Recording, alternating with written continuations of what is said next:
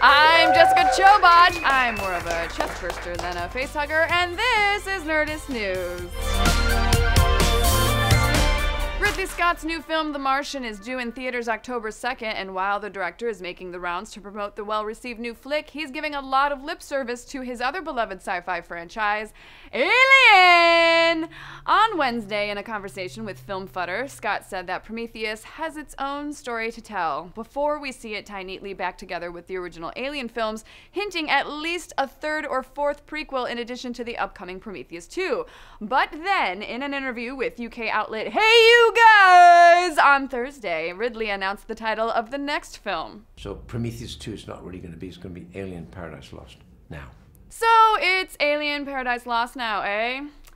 Slow your roll. Just yesterday, you were telling us that the alien connection won't happen until a few movies down the road, and today the movie is called Alien again. But Ridley Scott has been talking about Prometheus' connection to Paradise Lost since the first movie was released. In an interview with Movies.com from June 2012, Scott says that his original title for the film was simply Paradise until someone from the studio suggested Prometheus. So this new title is actually an old title. Now, as you may or may not remember, because it was confusing as hell, the original Prometheus is full of weird, pseudo-religious pseudoscience and introduces us to the engineers, the big, bald, white dudes who are the creators of humanity, as well as the titular alien. Basically, there are really mean creators. In fact, an early draft of the film included that Jesus Christ came to Earth as a representative of the engineers, and then, whoopsie-daisy, the humans crucified him. But given this connection, the ending of Prometheus perfectly sets up a sequel called Paradise Lost. Noomi Rapace's Dr. Shaw takes off to visit the engineers' home planet, which is, in essence, God's home, aka heaven, or dun-dun-dun, paradise. So, what could this new title tell us about the film? Scott has said in those previous interviews that he'd love to explore where Dr. Shaw goes next, and if it is paradise, it's not what she thinks it is. In fact, he says paradise has the connotation of being extremely sinister and ominous.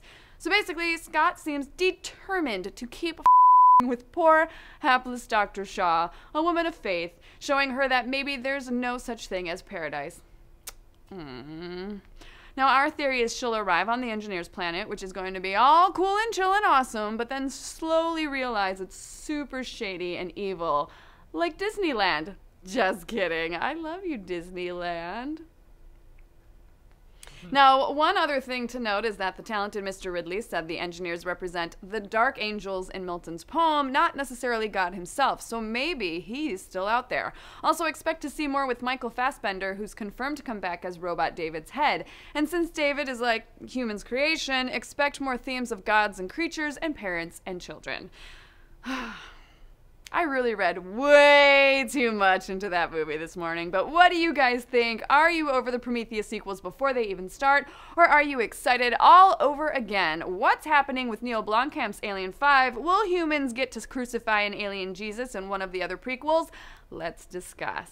Click on my tiny xenomorph to subscribe to Nerdist. Kyle explains how the Rixtiverse works on Because Science. You can find that over at Nerdist.com, which you should always be checking for more Nerdist news.